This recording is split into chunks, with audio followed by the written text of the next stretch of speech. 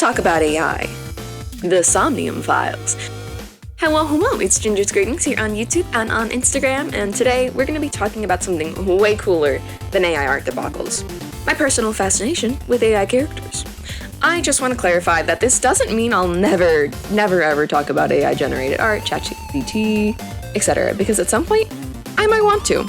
After all, AI is becoming this inescapable concept, rapidly changing the world as we know it. But for now, I'm using it as a nice little segue to rant about some of my favorite characters.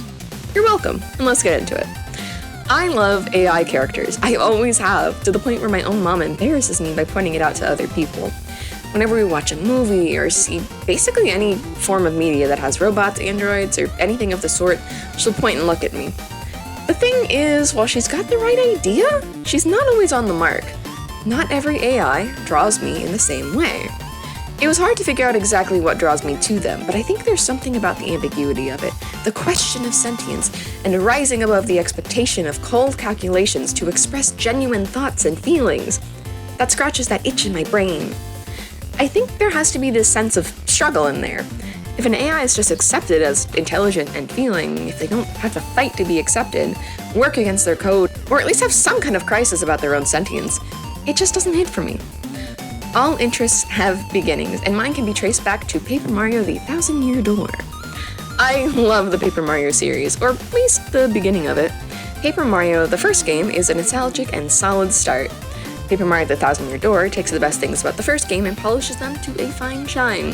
The third game, however, Super Paper Mario, loses a lot of the charm that the original two have by turning interesting characters into basically sentient tools. But I think it's redeemable via an interesting plot and mechanics. Any of the games beyond that are probably not worth your time.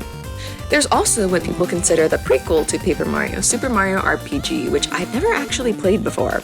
Now that it's been released for the Switch though, I'd really like to give it a try. But that's besides the point. I gotta stop ranting and get back to slightly different ranting. In The Thousand-Year Door, instead of Peach being kidnapped by the infamous Bowser, she's actually taken by a different organization entirely, the X-Nauts. They lock her up and leave her under the constant surveillance of a supercomputer known as Tech. His job is to make sure she doesn't go anywhere.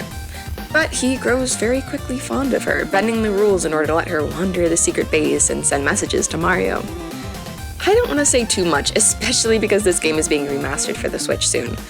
But between him going against his creators and his new feelings he's learning to identify and work through, I was completely charmed by him as a kid.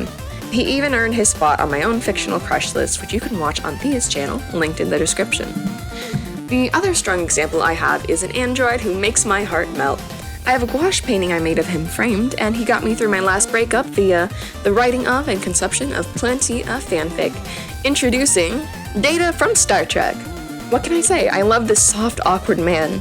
If you've ever seen Star Trek: The Next Generation, Data is an android and the second officer of the USS Enterprise. While he's not supposed to experience feelings, it's very clear he cares for other people. He wants to create music that feels real and genuine, paint pictures that have a sense of humanity.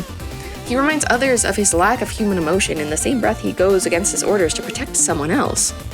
Data is the perfect example of a character that my AI-loving brain absolutely cannot resist.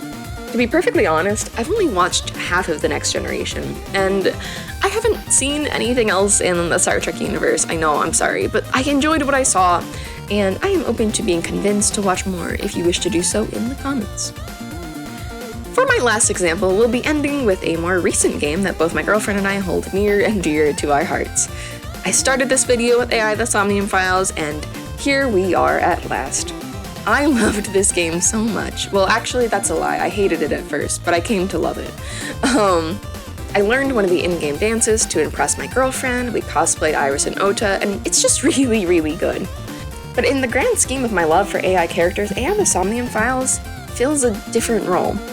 The AI here are actually good examples of characters that don't scratch that itch in my brain and kind of served as the negative space to help me define what I was and wasn't interested in. Without spoiling too much, AI The Somnium Files is essentially a murder mystery visual novel. The main character, Date, works for an organization called Abyss, where they go into people's subconsciouses to find clues. Date also gets his little AI companion, Iba, that goes into his empty eye socket so she can subtly help him on his assignments. Aiba's existence as an AI does impact her throughout the story. For example, there are points where she loses charge, is shocked, etc. But her consciousness, her existence as her own individual person, is never brought into question. The code she's bound by is minimal, and 99% of the time, she does what she wants to anyway. I love Aiba, and she's a fantastic character, but she isn't what draws me to the series. What does draw me in, however, is the fact that it's hilarious, incredibly well written. While there isn't a whole lot of queer rep, it does exist, more so in the second game than the first.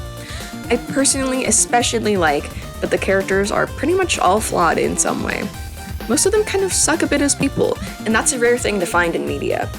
It's kind of similar to Danganronpa if you've ever played that, probably because Danganronpa was inspired by the Zero Escape games, which were created by the same people as AI The Somnium Files. So yeah, please play it, I'm begging you. So there you go, my explanation on the appeal of AI characters, at least for me. I've never actually met anybody who feels the same way I do, so if you're out there, I really hope this reaches you. I would love to chat in the comments about like supercomputers and androids that you all hold near and dear to your hearts, as well as the media they're from. Give me something else to chew on, please. And if you're interested, I'm actually working on a novel that includes AI as one of the main characters. I don't want to get too much into it yet, mostly because I'm not sure when I'm going to be able to get it to an editor and get it published, but if you want to keep in the know about it, subscribe to the channel. I'm going to be more than obnoxious when I have the date ready. This has been Kate, otherwise known as Ginger's Greetings here on YouTube and on Instagram, and I hope that you can all take a moment to distract yourself from the ever-changing climate with your favorite comfort characters. Bye-bye!